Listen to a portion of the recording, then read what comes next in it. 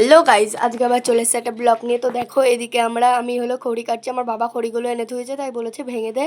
তো বৃষ্টি চলে আসছে বলে আমি তাড়াতাড়ি করে খড়িগুলো ভেঙে নিলাম। তারপর এই গাইজ বৃষ্টি পড়ছে, দেখতেই পাচ্ছ তোমরা সবাই। কত সুন্দর ঠান্ডা ঠান্ডা আবহাওয়া। তো এই টাইমটা না খুব বিরিয়ানি খেতে ইচ্ছা করছিল। তো দাদাকে বললাম যে বিরিয়ানি আনতে। তো দাদা বলছে বিরিয়ানি বাজার থেকে কেন, আমরা বাড়িতেই করতে পারি।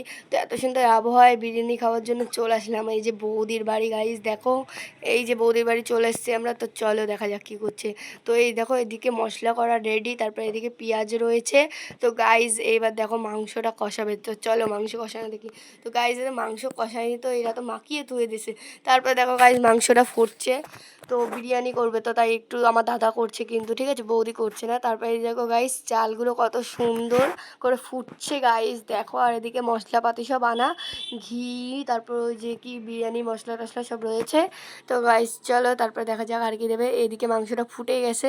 তারপরে এদিকে ডিম আর আলু রাখা রয়েছে। তারপরে দেখো গাইজ এদিকে পেঁয়াজগুলো ভেজে ধুয়ে দিয়েছে কালো করে। তারপরে হাঁড়ির ভাতগুলো মানে ফ্যান ঢালছে। তারপর দেখো ভাতগুলো শুকাতে দিয়ে দিয়েছে ফ্যানের তলায়। তো গাইজ দেখো কত সুন্দর সুন্দর চালগুলো রয়েছে, আমার তো দেখেই লোভ লাগছে। তো খাওয়ার সময় বলবো কেমন হয়েছে। তারপরে দেখো গাইজ মাংস রেডি। তারপরে এদিকে দাদা মেশানোর জন্য রেডি করছে। এদিকে আলুগুলো বেশি করে তুলছে ভালো করে আগে।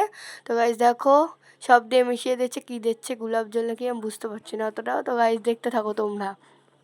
দাদা কিন্তু ভালোই কেওড়া বিরিয়ানিটা রাঁধতে পারে।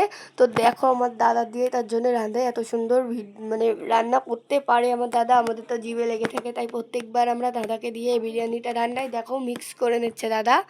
তো গাইজ দেখতে থাকো তোমরা কত সুন্দর করে মিক্স করছে। তো আবার চালগুলো এই দেখো গাইজ এদিকে সব মাংসগুলো ঢালা হয়ে গেলে আবার চাল দিয়ে দিল উপরে। তো এরপরে মিক্স করে দেবে। তো দেখো উপরে আবার ওই তেলটা দিয়ে দিচ্ছে। তারপরে এদিকে আবার বিরিয়ানিটা পুরো মিক্স করার পর দেখো তারপরে আমি চলে আসলাম খেতে।